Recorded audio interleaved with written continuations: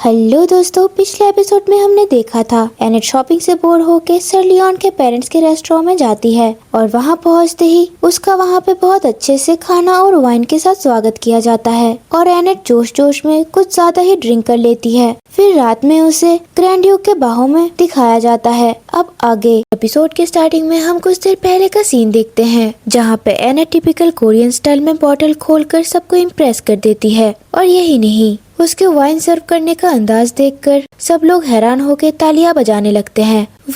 Next scene में हम देखते हैं जैक एनेट को बोलता है, माय लेडी, मुझे लगता है कि शायद आपको अभी और ड्रिंक नहीं करना चाहिए। फिर एनेट उन्हें कहती है, अरे इतना तो मेरे लिए कुछ भी नहीं है। फिर एनेट वाइन का एक सिप लेते हुए मन में कहती है, वैसे भी मैं यहाँ पे कुछ भी बढ़ा चढ़ा के नहीं कह रही कि मैं लिकर सेल्स डायरेक्टर के नाम से जानी जाती थी। उसके बाद एनेट उसके पुराने दिनों को याद करते हुए कहती है, देखा जाए तो मेरी पिछली कंपनी में जहाँ ड्रिंक करना बिजनेस का एक बड़ा हिस्सा माना जाता था, वहाँ पे मैं ही थी जो कि क्लाइंट्स को एंटरटेन करती थी और अक्सर उन्हें ड्रिंक कंपटीशन में हरा देती थी। और वो मायूस होकर सोचने लगती है कि उस वक्त भी कुछ लोग मुझे नए वर्कर्स के साथ ड्रिंक करने पे क्रिटिसाइज करते थे और वो कहने लगती है, मुझे उम्मीद नहीं थी कि यहाँ भी इस वजह से मुझे नापसंद किया जाएगा। लियोन की मॉम एनेट को देखकर उदास होकर उसको कुछ कहने ही वाली थी कि एनेट उन्हें टोकते हुए कहती है, ओहो, मैं आप लोगों के बारे में बात नहीं कर रही थी। अचानक यूँ आने के बावजूद आप लोगों ने हमारा इतना अच्छे से स्वागत किया। मैं सच में आप लोगों को दिल से शुक्रिया अदा करती हूँ। फिर मैरी बोलती है, योर ग्रेस, आपका हमारे यहाँ इस छोटे से रेस्टोरेंट पे आना ही हमारे लिए बहुत बड़ी सौभाग्य की बात है। फिर लियोन के फादर एनेट से खुश होते हुए कहते हैं, हाँ, मैरी ने बिल्कुल सही कहा।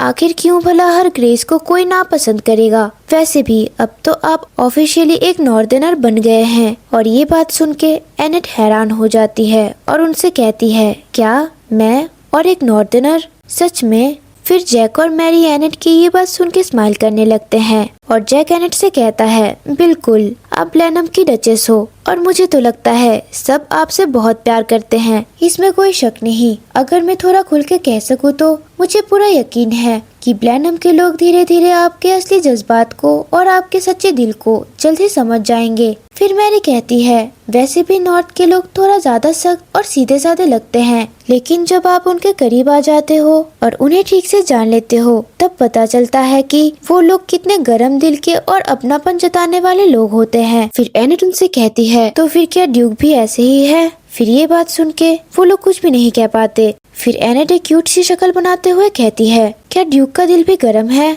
भले ही वो मुझसे नहीं मिल रहे हो, तब भी जैक और मैरी को तो ड्यूक की डरावनी वाली शक्ल याद आ जाती है और वो हड़बड़ाते हुए कहने लगते हैं, असल में बात यह है कि इससे पहले कि वो लोग कुछ कह पाते, एनेट थोड़ा सैड होकर टेबल पर सिर रख लेती है और अपने में कहने लगती है, मैं तो बस ड्यूक के साथ एक अच्छा रिश्ता बनाना चाहती थी, लेकिन वो है कि हर दिन मुझे अवॉइड ही करते रहते हैं। मुझे इसके लिए क्या करना चाहिए? अगले सीन में हमें दिखाया जाता है कि वो टल्ली होकर बेड में पड़ी हुई थी और एक मेड उसको ब्लैंकेट उठाते हुए कहती है, प्लीज माय लेडी, अब आप थोड़ी देर के लिए आराम कर लीजिए। फिर पता नहीं एनेट को कुछ हो जाता है और वो झट से उठ जाती है। एनेट मन में सोचती है, अरे हाँ, मैं बस ऐसे ही बैठे नहीं रह सकती। अगर ऐसा ही चलता रहा तो हम जल्दी से एक दूसरे से अलग हो जाएंगे। मुझे कुछ ना कुछ करके ड्यूक से बात करनी ही होगी। वैसे भी मुझे तो पहले से पता है कि ड्यूक कहाँ पे रहता है और उसको ऐसा करता देख वो मेड थोड़ा डर जाती है। फिर एनेट उस मेड को कहने लगती है कि क्या तुम मेरे लिए थोड़ा चाय ला सकती हो? वो मेड कंफ्यूज होकर कहती है, हाँ जरूर माय लेडी। सीन शिफ्ट होता है और हम देखते हैं एनेट चाय के ट्रे को लेकर कहीं पे जाने लगती है और एक्साइटेड होकर मन में कहती है, चाय पीने के बहाने से मैं जबरदस्ती ड्यूक के कमरे के अंदर घुस जाऊंगी। अब अपना आखिरी दाव चलने का वक्त आ गया है, आज इसका फैसला होकर ही रहेगा। और अजीब तरीके से हंसते हुए वो वहाँ से चली जाती है। फिर उसे देख के मेरी सोचने लगती है, क्या मुझे इन्हें रोकना चाहिए? नेक्स्ट सीन में हम ड्यूक के कमरे को देखते हैं जहाँ पे एनेट चाय लेके ड्यूक के कमरे के अंदर आके कहती है, ड्यूक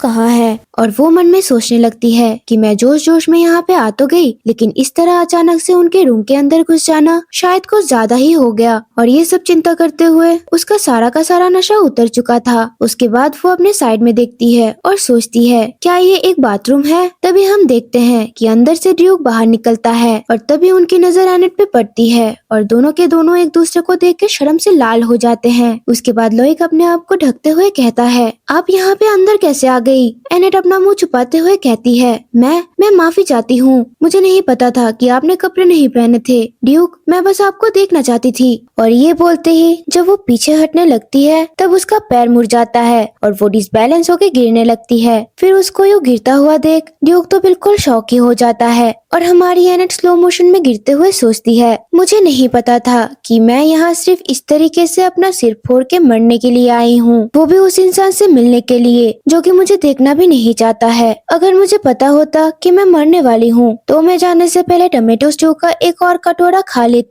और हम देखते हैं कि ड्यूक उसे पकड़ने के लिए आगे बढ़ रहा था और तभी लोइक एनेट को कस के पकड़ लेता है, जो देख के एनेट तो बिल्कुल शॉक हो जाती है और ब्लश करने लग जाती है। सारी चीजें इधर उधर बिखरी हुई थी और हम देखते हैं कि लोइक और एनेट जमीन पे गिरे हुए थे और लोइक एनेट के सर को प्रोटेक्ट कर रहा था। लोइक को अपने इतना करीब देखकर वो तो ब्लश करते हुए सोचती है, ओ माय गॉड, अब मैं क्या करूं? लोइक उठता है और उसको हैरानी के साथ देखने लगता है। दोनों की आंखें एक दूसरे पे ही टिकी हुई थी और एनेट तो उसे देखकर ब्लश करे जा रही थी। फिर लोइक होश में आते हुए जल्दी से उठता है और उससे पूछने लगता है कि क्या आप ठीक हैं? एनेट हड़बड़ाते हुए लोइक से कहती है, हाँ मैं बिल्कुल ठीक हूँ, क्या आप ठीक है ड्यूक? लोइक घबराते हुए मन में कहता है, क्या वो ठीक है, पर कैसे? फिर एनेट परेशान होते हुए ड्यूक से कहती है, ड्यूक आपके हाथों से खून निकल रहा है। और फिर ड्यूक नोटिस करता है कि सच में उसके हाथों से खून निकल रहा था। एनेट लोइक के बारे में चिंता करते हुए कहती है, क्या आप सच में ठीक हैं? ये बहुत ज्यादा दर्द कर रहा होगा,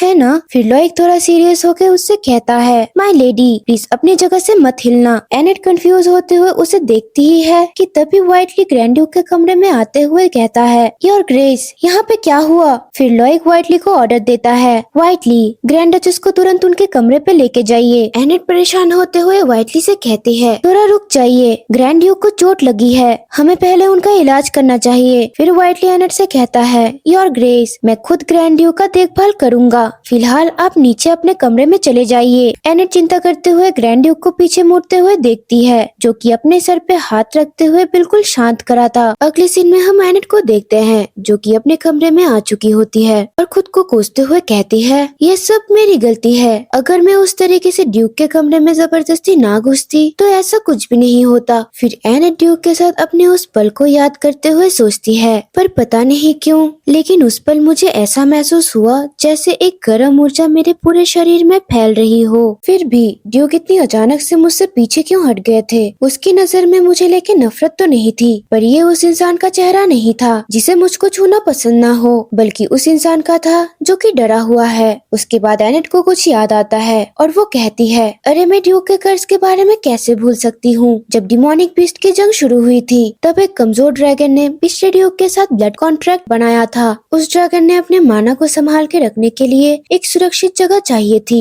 और उसके बाद पिछले ड्यूक ने ड्रैगन का माना कोर हासिल कर लिया और जंग को जीत लिया था और वही थे जिन्होंने नॉर्थ को प्रोटेक्ट किया था। लेकिन ड्रैगन की ताकत को संभाल ना पाने की वजह से आखिर में उनकी मौत हो जाती है और ये कर्ज पूरी तरह से करंट ड्यूक को भी मिल जाती है। जब ड्रैगन का मैजिक उसके शरीर के अंदर बेकाबू होने लगती है तब उसे शांत करने के लिए बस दो ही तरीके हैं। एक तरीका है अपनी फिजिकल एनर्जी को लगातार खर्च करना, इसलिए ड्यूक डिमोनिक बीस्ट को मारने के लिए जाता है, और दूसरा तरीका है एक ऐसी औरत के साथ फिजिकल कांटेक्ट जो कि ड्रैगन के माना को साझा कर सके। ओरिजिनल कहानी में सिर्फ एक ही औरत के पास ये क्षमता थी, जो कि थी इस कहानी की प्रोटैगनिस्ट खुद सेंटेस। किसी और औरत के साथ ड्यूक का एक हल्का सा टच भी बहुत खतरनाक दर्द पैदा कर सकता था और सबसे बुरे हालात में उसकी मौत भी हो सकती है। और वो सोचने लगती है, अच्छा तो इसलिए वो मुझसे दूर रहते थे क्योंकि उसे डर था कि मुझे कोई चोट न लग जाए। पर एक मिनट, तो फिर मैं बिल्कुल ठीक कैसे हूँ? फिर हम सुबह का सीन देखते हैं जहाँ पे ड्यूक बहुत आराम से सो रहा था और वो तो बिल्कुल चमक रहा था।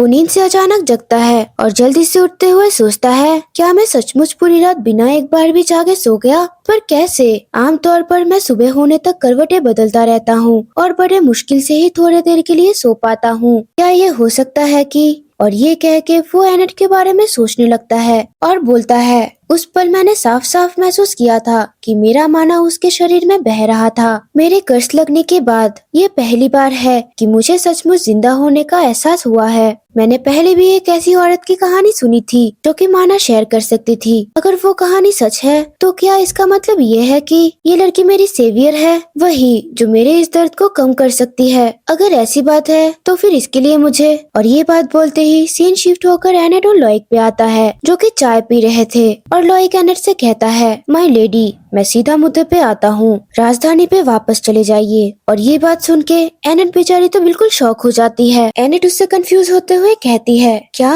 पर क्यों? लॉइक उसकी बात सुनकर मन में कहता है, क्योंकि मैं किसी और को अपनी किस्मत का फैसला करने नहीं दे सकता। एक ही ड्रैगन उस दुश्मन के लिए काफी है जो कि पूरी तरीके से बंधा हुआ है। जिंदगी भर किसी के टच के लिए तरसना, इससे ज्यादा भयानक और कुछ भी नहीं हो सकता। एनेट कंटिन्यू करते हुए ड्यूक से कहती है, पर अब तो मैं आपकी पत्नी हूँ ना, और प्लान ही मेरा घर है, मैं इसके अलावा भला और कहाँ जाऊंगी? लेकिन लॉइक उसकी बातों को इग्नोर करते हुए कहता है कि आपकी कैरेज कल यहाँ से रवाना होगी, इसलिए माय लेडी प्लीज अपना सामान टाइम से तैयार रखिएगा। मैं आपकी सुरक्षा के लिए एक स्कॉट को भी भेज दूंगा। एनेट उससे गुस्सा करते हुए मन में कहती है, लगता है ड्यूक के मन में हमदर्दी नाम की कोई चीज ही नहीं है। और वो ड्यूक से कहती है, सच कहूँ तो मैं भी आपसे डिवोर्स लेना चाहती हूँ। और ये बात सुन के ड्यूक तो बिल्कुल फ्रीजी हो जाता है। एनेट कंटिन्यू करते हुए कहती है, पर अभी नहीं, मुझे बस 1 साल यहाँ पे रहने दीजिए, उसके बाद मैं बिना कोई निशान छोड़े यहाँ से चली जाऊंगी। फिर ड्यूक उससे कहता है, बिल्कुल भी नहीं माय लेडी। एनेट इरिटेट होते हुए मन में कहती है, हे भगवान, ये कितना जिद्दी है। और ड्यूक से पूछती है, क्या ये इसलिए है क्योंकि आप किसी और दुल्हन का इंतजार कर रहे हैं? मेरे ख्याल से ये रॉन्ड्रिज राज्य की राजकुमारी है ना? और वो एक इविल स्माइल देते हुए कहती है, ओहो, इसकी शक्ल देखने से लगता है मैंने तीर बिल्कुल निशाने पे मारा है। उसके बाद एनाइट ड्यूक से कहती है, लेकिन आप क्या करने वाले हैं? मेरा यहाँ से जाने का कोई भी इरादा नहीं है। अगर आप मुझे राजधानी भेज देंगे तो मैं ये कह दूंगी कि मैंने आपके साथ रात बिताई है। और एनेट की ये बात सुनकर ड्यूक तो बिल्कुल टमाटर की तरह लाल हो जाता है और एनेट से कहता है, ये आप क्या कह रही है माय लेडी? क्या आपको जरा सी भी शर्म नहीं है? एनेट उनसे कहती है, मैं बस मजबूर हूँ, प्लीज मुझे 1 साल के लिए यहाँ पे रहने दीजिए। ड्यूक थोड़ा शांत होते हुए कहता है, माय लेडी, ये बस वक्त की बात नहीं है, मैं आपसे सच बोलूंगा, मुझे अपने फादर से एक श्राप विरासत में मिली है। जो भी औरत मुझे टच करेगी उसे बहुत ज्यादा दर्द का सामना करना होगा और सबसे बुरे केस में तो ये मौत तक भी ले जा सकता है। कल आप भी खतरे में थी, आपकी भलाई के लिए आपके यहाँ से चले जाना बेहतर होगा। एनेट हैरान होते हुए सोचती है, क्या ये मुझे इतनी जरूरी बात कैसे बोल सकता है? फिर ड्यूक आगे कहता है, सिर्फ कुछ ही लोग इस राज को जानते हैं, इसलिए मुझे भरोसा है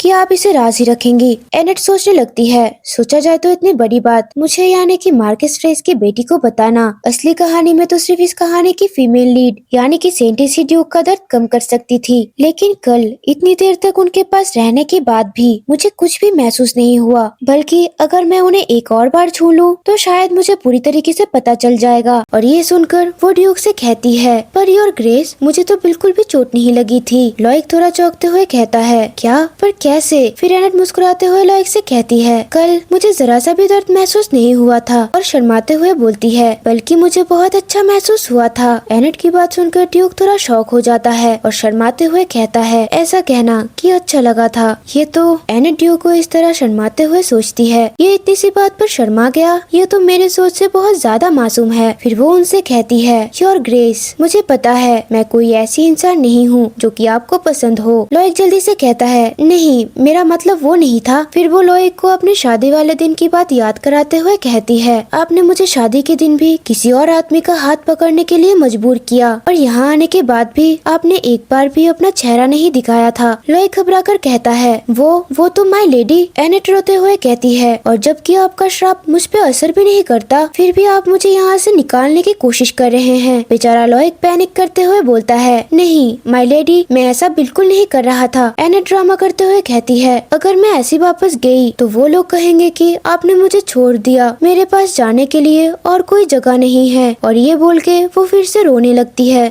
और एनेट को इस तरीके से बुरी हालत में रोता हुआ देख लॉइक पूरी तरीके से घबरा जाता है। आखिरकार दिल पर पत्थर रख के लॉइक उससे कहता है, अच्छा ठीक है, जब तक तुम मेरी चेतावनी को याद रखोगी तब तक तुम जो चाहे वो कर सकती हो। और उसे एक रुमाल देते हुए कहता है, प्लीज आप रोना बंद कीजिए। एनेट शर्माते हुए ड्यूक से वो रुमाल ले लेती है और वो मुस्कुराते हुए कहती है, जी जरूर, मैं बिल्कुल याद रखूंगी। फिर वो अपने कपड़ों से धूल साफ करते हुए कहती है, लेकिन अगर कभी इससे मुझे जरा सी भी तकलीफ हुई या मैं आप पे बोझ बनी तो मैं तुरंत यहाँ से चली जाऊंगी। एनेट को इतनी जल्दी ठीक होते हुए देख लॉयक हैरान होते हुए सोचता है, ये क्या, अभी तो ये रो रही थी ना, क्या अभी अभी मुझे मैनिपुलेट किया गया है। उसके बाद एनेट लॉयक से कहती है, तो फिर क्या हम इसके लिए एक कॉन्ट्रैक्ट बना ले। फिर एनेट एक पेपर में कुछ लिखने लग जाती है और लॉयक उससे कहता है, क्या ये सब करना सच में जरूरी है। उसके बाद एनेट कॉन्ट्रैक्ट को लिखते हुए कहती है, हाँ बिल्कुल, कॉन्ट्रैक्ट बहुत ही इम्पोर्टेंट होता है। और वो कुछ सोचते हुए मन में कहती है, उसे तो पता ही नहीं है कि कॉन्ट्रैक्ट कितने डरावने हथियार के तौर पर काम आ सकते हैं। फिर एनेट कॉन्ट्रैक्ट को लिखने के बाद ड्यूक से कहती है, परफेक्ट, ये बिल्कुल तैयार है।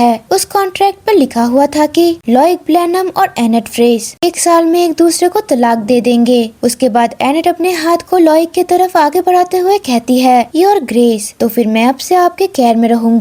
लॉयक उसको ऐसे देखकर ब्लश करने लगता है और उसके हाथों को पकड़ता है। फिर मन में सोचने लगता है मैं पूरी तरीके से फंस चुका हूँ। और ये कहकर वो एनेट के हाथों को किस कर लेता है और उसको देखकर हमारी एनेट स्माइल करते हुए कहती है, अब तो ये बिल्कुल कंफर्म हो गया है कि मुझे ड्यूक के छूने पर कोई पेन महसूस नहीं होता। गाइस, आज के लिए बस इतना ही। मिलते हैं इसके नेक्स्ट एपिसोड में। Let me know your thoughts in the comment section below and या do like, subscribe and share this video with your friends. तब तक के लिए सायोनारा।